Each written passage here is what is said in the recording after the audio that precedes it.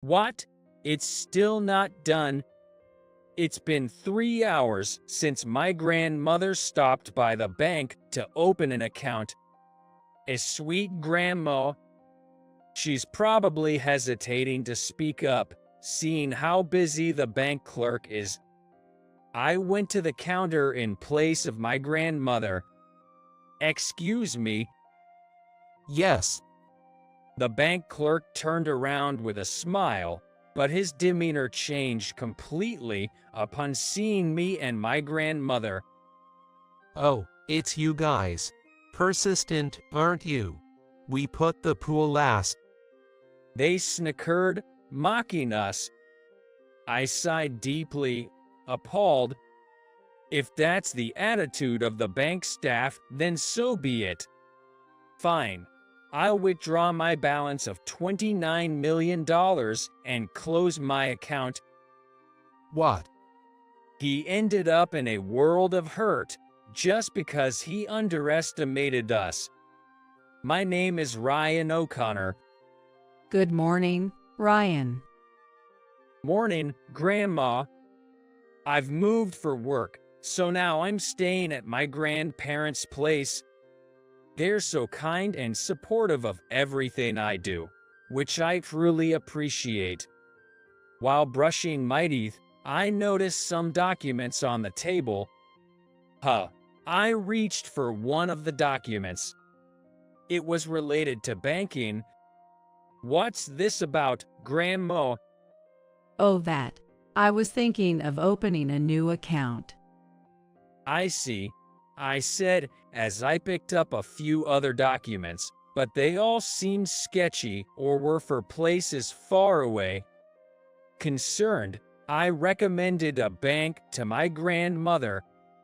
How about the bank I've been using? It's safe, and they're always polite. I think it'll be fine. I looked up the bank's site on my smartphone and showed it to my grandmother. If it's a place Ryan goes to, then I feel safe. I'll go there today. Are you sure you don't want me to come with you, Grandma? I'm worried about you going alone. No, it's fine. I don't want to trouble you. She said, gathering her things and heading to the bank I recommended. Despite what my grandmother said, there was something that worried me. It was something about my grandmother that concerned me. The story goes back a few years. It was when I was out at work. Hello, it's me.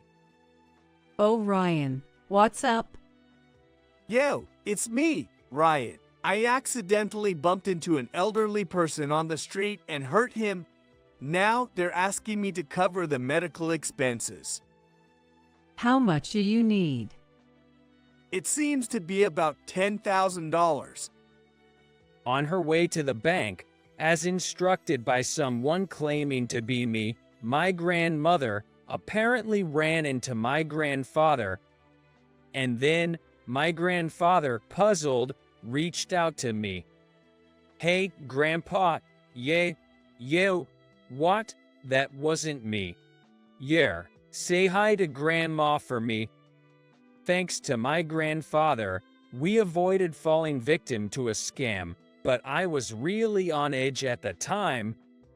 That day, like any other, my grandma, bless her heart, was what you might call a good soul, a bit naive, and quick to trust folks, which had me pretty worried, I gotta say. I wonder if Grandma's really okay. Worried, I still headed off to work. Amidst my concerns, my grandmother had gone to the bank counter. Welcome. My name is James. How can I help you today? Well, I'd like to open a new account and deposit $100. My grandmother apparently spoke to a bank clerk named James, who looked at her quizzically. Excuse me. Despite her attempts, she was ignored. Yes. Oh, it's you again. He just looked at her and snickered. Well, want to open a bank account. We put the pool last. Grandma was brushed aside, treated dismissively by James with a go that way, off you go attitude. She tried to speak to James, the first clerk she approached, several times, but she was continually brushed off, and it seemed like the wealthier customers were always served first. She kept going to the counter over and over again, but it seemed like she was hardly acknowledged and ended up waiting for 3 hours. That old lady is so persistent. Poor people should just go home. James was visibly annoyed by her persistence. Excuse me, is it still difficult? Yes, it seems it will take some more time. I see. Being kind, my grandmother blamed herself, thinking perhaps she was at fault, and repeatedly approached the counter when it seemed less busy. I hoped Grandma would be okay. Worried about her during work, I decided to call home just in case. My grandfather answered the phone.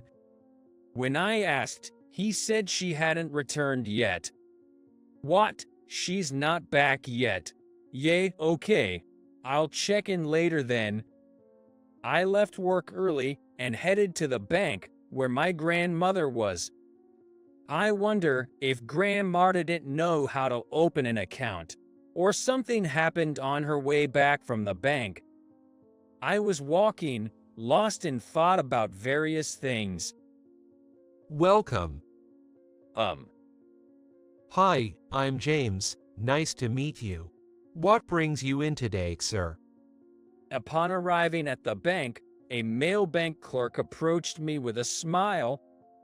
Although he was smiling, his eyes weren't. This customer looks wealthy. He's probably a high priority. No, I don't have any business here. While I was half listening to the story of this guy named James, I was scanning the area, trying to spot my grandma. Oh, Grandma. I rushed over to her. Ryan. James clicked his tongue and sighed upon seeing my grandmother and me. Don't act all high and mighty. You're just wearing an expensive suit, that's all. He looked down on me too, and walked away. What's with that bank clerk? Such a bad attitude. We sat down, bewildered by the rude treatment we'd received from James, the bank clerk. Grandma, you're late. What happened? Well, I still haven't been able to open a bank account. What? It's still not done. I've told him multiple times, but he just won't listen. I think it's because I don't understand how it works. Really? Can you tell me what happened? I found out that James, who was rude earlier, just wouldn't pay attention to her, and she ended up waiting for 3 hours. I couldn't understand why he wouldn't assist her with something as simple as opening an account. When I opened mine, everything went smoothly and the service was good. Maybe that person is no longer there. I looked around, but I couldn't see James anywhere. Ryan, what's wrong? Nothing, just wondering. I should have just come with you from the start. Muttering to myself, I approached the counter again. Excuse me. Yes, it's you again. Persistent, aren't you? Poor folks should just sit over there. James turned around and immediately changed his attitude upon seeing me. We'd like to open a bank account, please. I've told her multiple times. We'll call you when we're ready. Please wait. But my grandmother has been waiting all this time. Well, it's a bank. Waiting is to be expected, cow. He chuckled as if he was mocking me. No matter how many times I tried, he just wouldn't listen, and I was left feeling frustrated with the bank clerk. It seems talking to you is useless. That's my line. We don't have time to attend to you exclusively. Hearing his words, I sighed deeply. I see. Then, I'll withdraw my balance of $29 million and close my account. What? So, I said I want to withdraw my balance of $29 million and close my account. If you say you don't have time, then I won't take up any more of it. I don't want to inconvenience you. James looked at me, his eyes darting around. That's just bluffing. Shaking, he pointed at me, laughing. If you think I'm bluffing, feel free to check the account. As I handed over my bank book, he started to verify the account. The bank clerk looked at me with a mixture of astonishment and disbelief. It's just a bluff, just some poor guy trying to look important. After checking my account, he began to scream. No way, this can't be. Absolutely not. Startled by his shout, the people around were like, "What's going on?" Like a newborn deer, he trembled and made his way back to the counter. Sorry for keeping you wait. He placed the bank book down, still shaking. So, was it just my bluff? I leaned in to look at James's face, which was turned downwards. No. Sweat was dripping from his forehead, his voice cracking. Hearing the commotion, the branch manager, William, appeared from the back.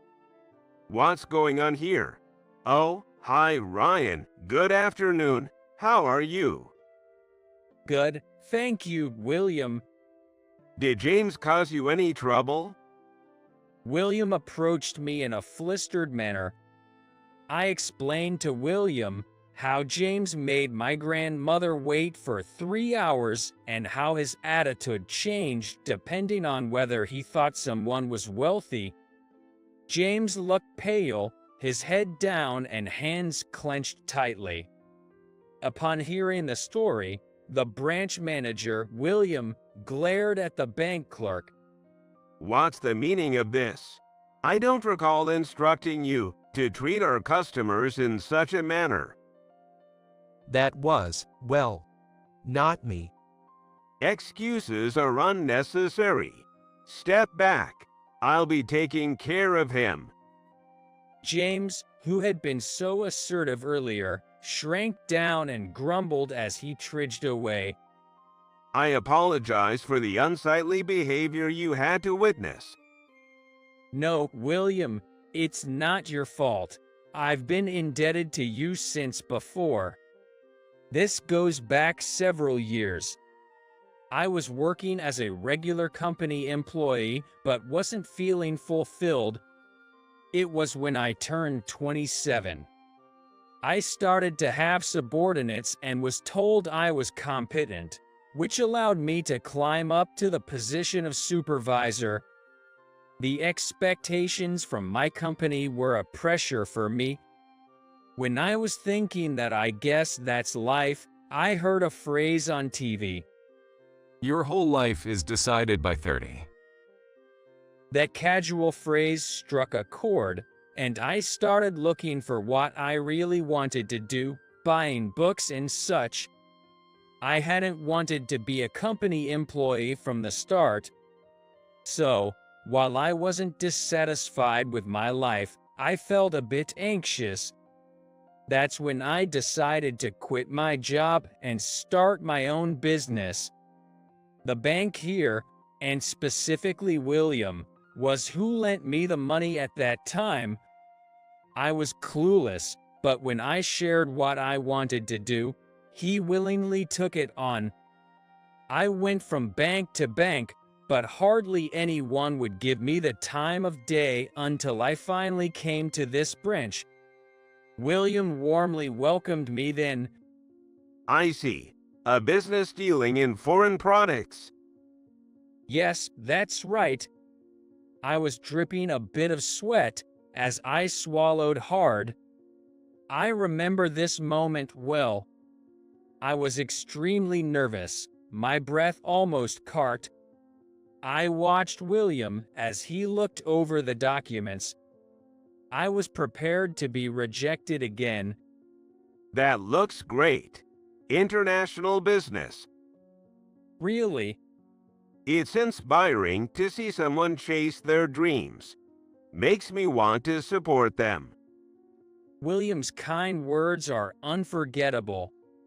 Knowing someone like him was at this branch made me trust it could support me. Thanks to this bank and William, I was able to start my international business and grow it to where it is today.